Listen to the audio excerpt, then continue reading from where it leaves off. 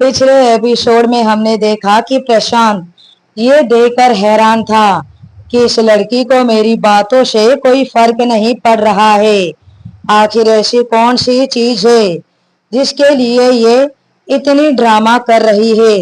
वो मन ही मन खींचते हुए बोलता है, जबकि शंकुतला जी सुहानी के आंसू देखकर ही समझ गई थी कि वो सच बोल रही है। वो तुरंत उसके पास जाती है, उसके कंधे पर हाथ रखते हुए बोली, क्या हुआ, मिला नहीं? सुहानी आंसू भरी नजरों से उसकी तरफ देखती है और नाम में अपना गर्दन हिलाती है, क्योंकि आवाज तो साफ नहीं दे रही थी उसकी। कम ऑन दादी, कुछ होगा तब तो मिलेगा ना। मैं तो पहले ही कहा था ये झूठ बोल रही है। सुहानी जी उसकी बातों पर ध्यान ना देकर सुहानी से कहती है, तुम ध्यान से देखो, यही होगा, आराम से शांति से देखो। ये देखकर प्रशांत और भी खींच जाता है। अगले ही पल सुहानी को कोने में अपना मंगलसूत्र नजर आता है, जो कि किसी चीज में अटका हुआ था। मिल गया, मिल गया, वो खुशी से चहकते हुए बोलती है। बहुत आराम से अपना मंगलसूत्र वहां से निकाल लेती है।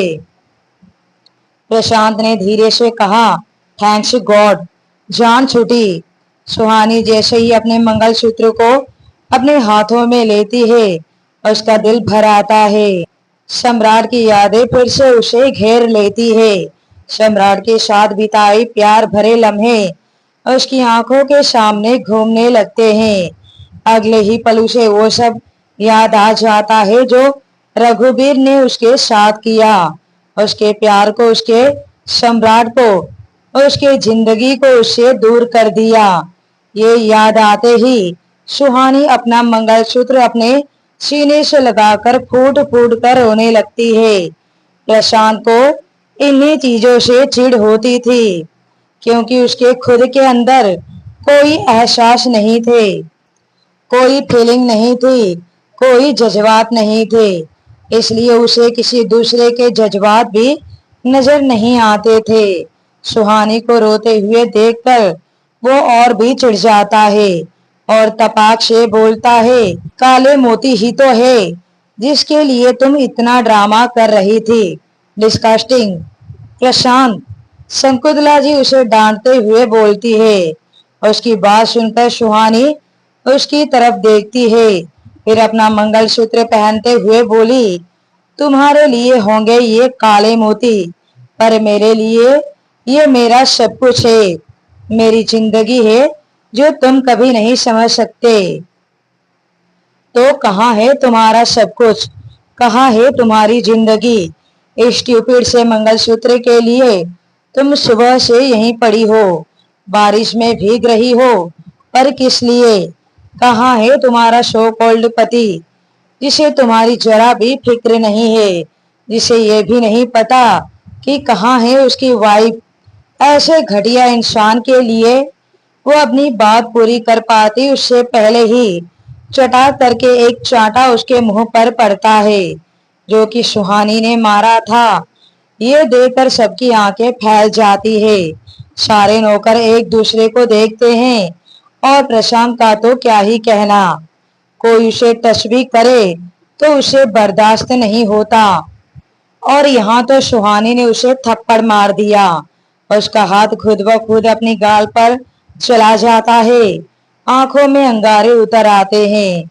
इससे पहले कि वो अपना गुस्सा सुहानी पर निकालता, सुहानी ने चिल्लाते हुए कहा, हाउ डेयर यू, तुम्हारी हिम्मत भी कैसे हुई मेरे हस्बैंड के बारे में ऐसा बोलने की, उनके बारे में ऐसा सोचने की भी।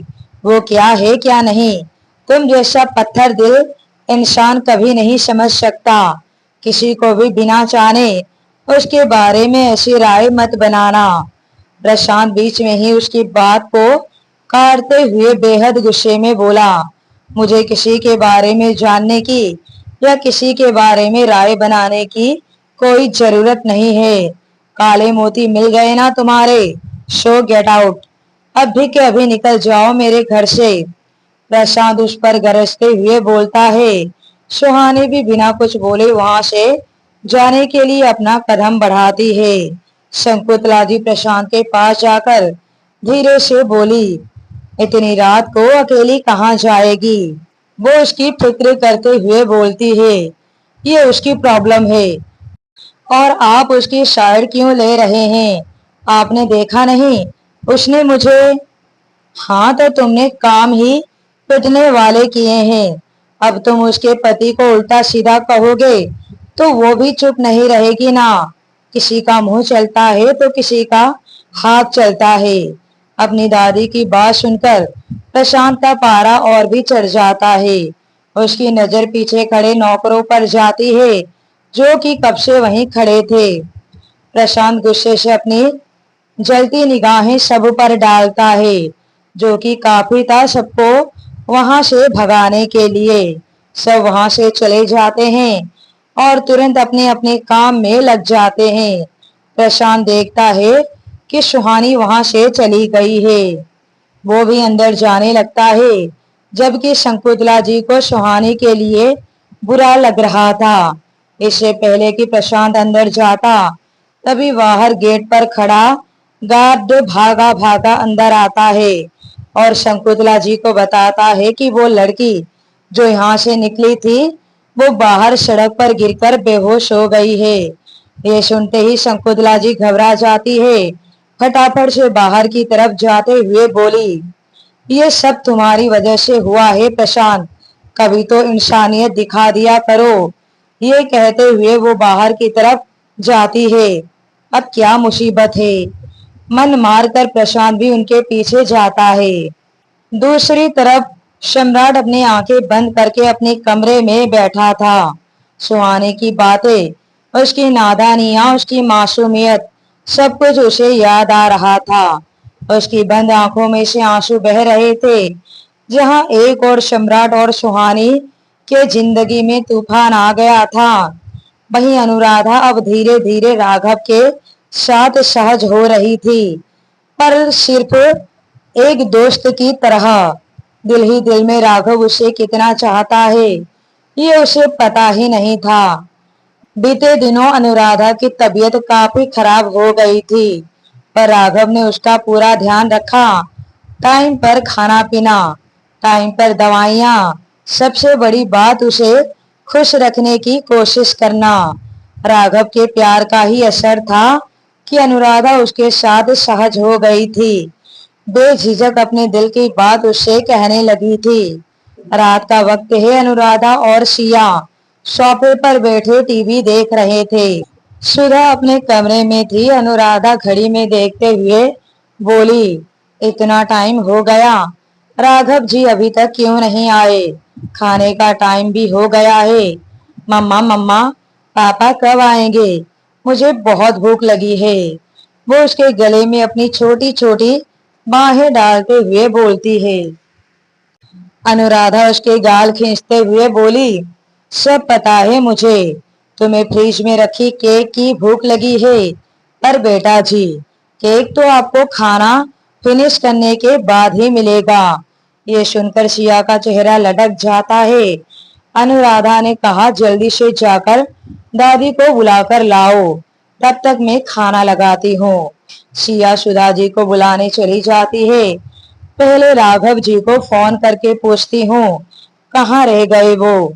अभी वो बोल ही रही थी कि राघव अंदर आता है।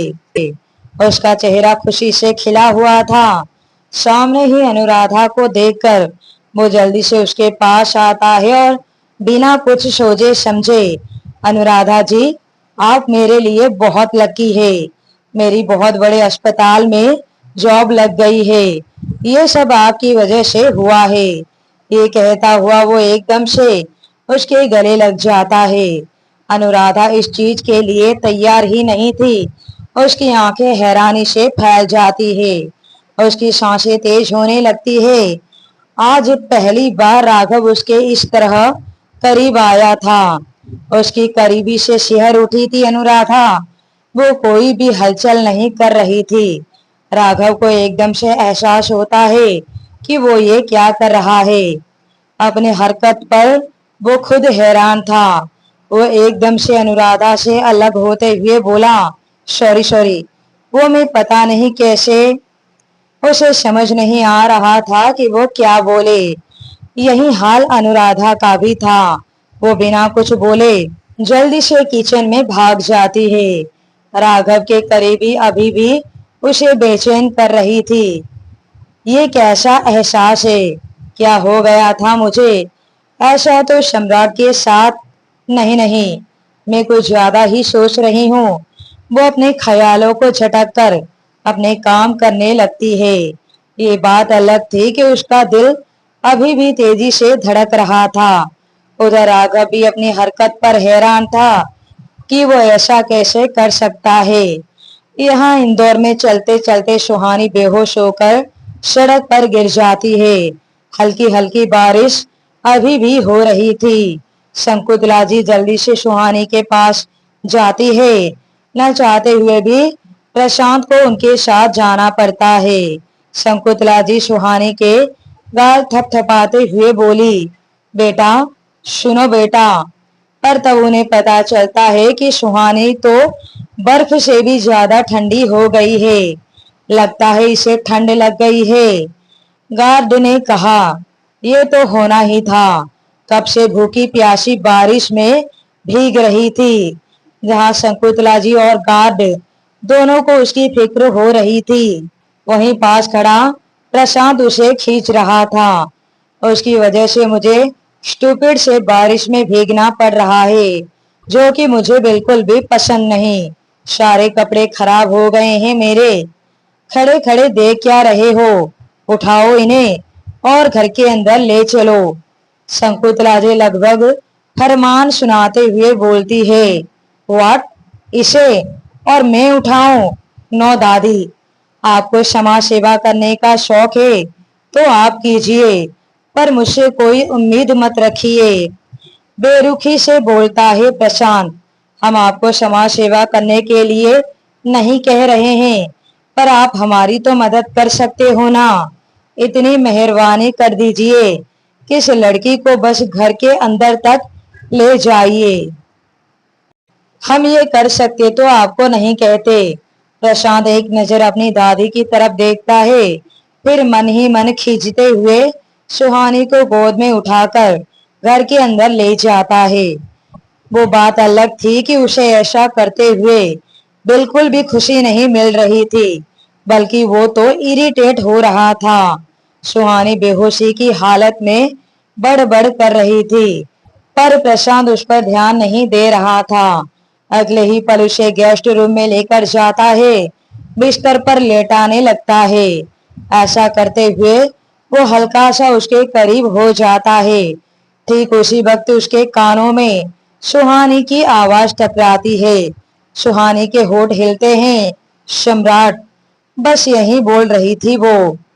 उसके शब्द प्रशांत के कानों से टकराते हैं, पर वो ज्यादा ध्यान नहीं देता। वो उसे लेटाकर जल्दी से पीछे हो जाता है और कमरे से बाहर निकल जाता है।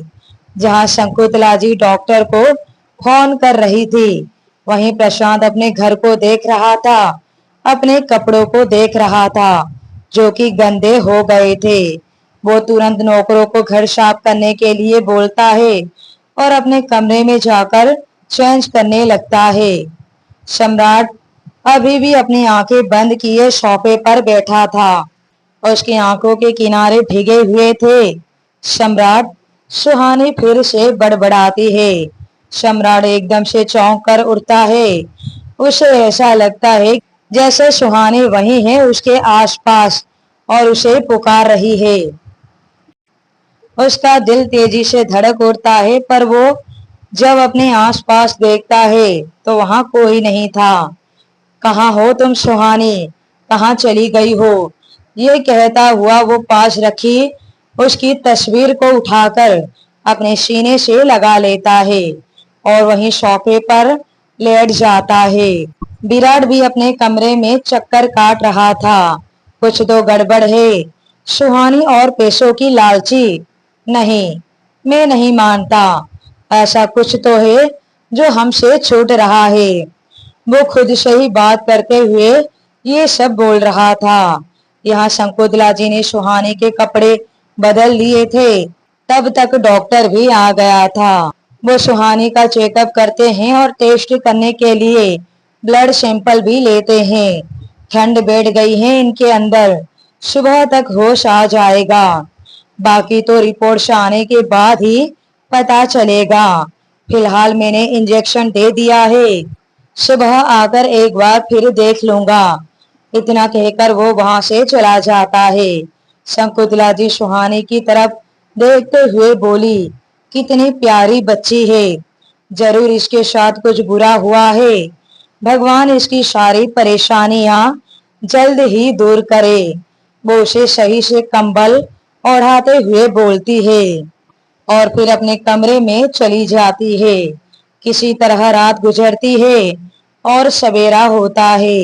नाश्ते की टेबल पर बैठा रघुवीर अपनी अगली चाल चलने के लिए तैयार था। बस उसे इंतजार था सम्राट के बाहर आने का। न चाहते हुए भी सब लोग नाश्ते की टेबल पर बैठे थे। तभी सम्राट अपने कमरे से बाहर आता है और चुपचाप जाकर नाश्ता करने के लिए बैठ जाता है। ये देखकर आराधना जी को थोड़ी तसल्ली होती है और कुछ देर में सब नाश्ता कर रहे होते हैं। अच्छा सम्राट, जो उस दिन मैंने तुम्हें पैसे दिए थे वो लाना तो, रघुवीर बोलता है। सम्राट उठकर अपने कमरे में जाता है पर कुछ देर के बाद वो खाली हाथ वापस आता है। लाओ, क्या हुआ, पैसे नहीं लाए? रघुवीर बोलता है। अलमारी में नहीं है पैसे, पता नहीं कहाँ गए, मिल नहीं रहे। सम्राट बिना किसी भाव के बोलता है, क्या, कहाँ गए इतने सारे पैसे? इसका मतलब वो धोखेबाज लड़की सारे पैसे ले गई है। भगवान, हमने उसे क्या समझा और वो क्या निकली। तरस नहीं आया उसे एक बार भी सम्राट के साथ ऐसा करते हुए। देखा क्या हालत हो गई मेरे सम्राट की। वो आंखों में नकली आंसू भरते हुए बोलता है, बस अब और नहीं, मैं सम्राट की ऐसी हालत नहीं देख सकता। वो लड़की क्या समझती है कि उसके बिना मेरा पोता सम्राट नहीं रह सकता? उसके बिना इस घर में खुशियां नहीं आएंगी क्या? मैं अपने सम्राट की फिर से शादी करवाऊंगा। सम्राट, आज शाम लड़की वाले तुमसे मिलने आ रहे हैं, ऑफिस से जल्दी आ जाना। जी। इतना कहकर सम्राट ऑफिस के लिए चला जाता है। सम्राट की शादी की बात सुनकर सबके कान खड़े हो जाते हैं। ये आप क्या कह रहे हैं पिताजी, सम्राट की दूसरी शादी, वो भी इतनी जल्दी? आराधना जी बोलती है, तो तुम क्या चाहती हो बहू, पूरी जिंदगी सम्राट उस धोखेबाज लड़की के लिए अकेला रहे जिसने उसे छोड़ने से पहले एक बार भी नहीं सोचा? तुम उस लड़की के बारे में सोच रही हो? आराधना जी कुछ कहने वाली होती है पर बीच में ही रघुवीर ने सब पर गरजते हुए कहा, जब सम्राट को कोई परेशानी नहीं है तो तुम सबको क्या दिक्कत है? मुझे इस घर में अब उस लड़की का नाम भी सुनाई नहीं देना चाहिए। मेहमानों के आने की तैयारी करो। इतना कहकर वो बाहर निकल जाता है। यहाँ इंदौर में सुहानी को अब तक होश नहीं आया था। अगले दिन सुबह डॉक्टर उसे देखने आ गया। कमजोरी काफी है, ग्लूकोज लगा दिया है, अभी सोने दीजिए, जितना आराम करेगी उतना ही अच्छा है। बाहर बैठा प्रशांत सब सुन रहा था। मेरे घर को तो धर्मशाला समझ रखा है, जो मुंह उठाकर यहाँ चली आई, स्टूपिड गर्ल। नहीं, मैं ये ड्रामा और नहीं देख सकता। मन ही मन बड़बड़ करते हुए वो ऑफिस के लिए निकल जाता है पर जाते जाते एक जरूरी फाइल वहीं भूल जाता है। दिन गुजर जाता है, शाम होती है। वो टाइम भी आता है जिसका रघुवीर को कब से इंतजार था। हैरानी की बात तो ये है कि उसके कहे अनुसार सम्राट भी टाइम से घर आ गया। कंचन उसके पास जाकर बोली, क्या हो गया है भाई आपको? दादाजी को रोकने की बजाय आप उनका साथ दे रहे हैं। क्यों? अगर आप गुस्से में या सुहानी भाभी से नाराज होकर ऐसा कर रहे हैं तो प्लीज ऐसा मत कीजिए। सम्राट उसकी बात का कोई जवाब नहीं देता और उठकर वॉशरूम चला जाता है। कुछ ही देर में सूर्यकांत अपने परिवार के साथ सूर्यवंशी हाउस में पहुंच जाता है। रघुवीर तो खुशी से फूले नहीं समा रहा था। आखिर हर चीज उसके मन मुताबिक हो रही थी। दोनों अपने अपने परिवार का परिचय करवाते हैं। सम्राट नहीं दिख रहा। सूर्यकांत इधर उधर देखते हुए बोलता है, वो बस आता ही होगा। लो, आ गया। ये कहते हुए रघुवीर जैसे ही सम्राट की ओर देखता है तो हैरानी और गुस्से से उसकी आंखें बड़ी हो जाती है। सम्राट के बटन खुले हुए थे, मुंह में सिगरेट दबाई हुई, होठों पर शरारती हंसी, बाल बिखरे हुए। ऐसे ही वो सबके बीच आकर बैठ जाता है। उसे देखकर वहां मौजूद हर कोई सम्राट को हैरानी से देख रहा था। तो तुम हो जो रिश्ते के लिए आए हो, वो सिगरेट के कस भरते हुए बोलता है। सम्राट तो सबको झटके पर झटके दे रहा था। रघुवीर तो शर्म के मारे नजर ऊपर नहीं कर पा रहा था। सूर्यकांत ने कहा, हाँ, हम रिश्ते के लिए आए हैं। बड़े बेकार लोग हो तुम यार, जो अपनी लड़की की शादी एक शादीशुदा लड़के से करवा रहे हो। लगता है अपनी बेटी से प्यार नहीं है तुम्हें। ये सुनते ही सूर्यकांत ने हैरानी के साथ कहा, क्या बकवास कर रहे हो तुम शादीशुदा हो? रघुवीर जी, इतनी बड़ी बात छुपाई आपने। धोखा करना चाहते थे आप हमारे साथ। शर्म आनी चाहिए आपको। इससे पहले कि रघुवीर कुछ आगे बोलता, सम्राट ने बीच में ही बोला, ओह, तो आपको ये बात पता ही नहीं थी। अब तो पता चल गई ना। चलो अब निकलो यहाँ से। सम्राट, रघुवीर चिल्लाता है, ये क्या तरीका है बात करने का? और कौन सी शादी की बात कर रहे हो तुम? कौन सी शादी? क्या सच है ये तुम भी जानते हो? अब सम्राट का दिमाग भी घूम जाता है। वो भी गुस्से में बोलता है, सच क्या है ये आप भी अच्छी तरह जानते हो। आपके दिए उस कागज के टुकड़े पर यकीन करूंगा मैं? कभी नहीं। आपने सोच भी कैसे लिया कि मैं अपनी सुहानी पर विश्वास ना करके आपकी बात मानूंगा? कुछ ज्यादा ही सर चढ़ गई है वो लड़की तुम्हारे। रघुवीर बोलता है, वो तो मेरे रोम रोम में बसी हुई है। उसके बाद वो रघुवीर के करीब जाकर दांत भींचकर बोलता है, आपने जिस इज्जत के लिए मेरी सुहानी को मुझसे दूर किया है रघुवीर सूर्यवंशी, मैं भी उसी इज्जत की धज्जियां ना उड़ा दूं तो मेरा नाम भी सम्राट सूर्यवंशी नहीं है। ये सुनते ही रघुवीर का चेहरा सफेद पड़ जाता है। अब आगे की कहानी सुनने के लिए बने रहिए माई फॉरेस्ट मैरिज कहानी पर।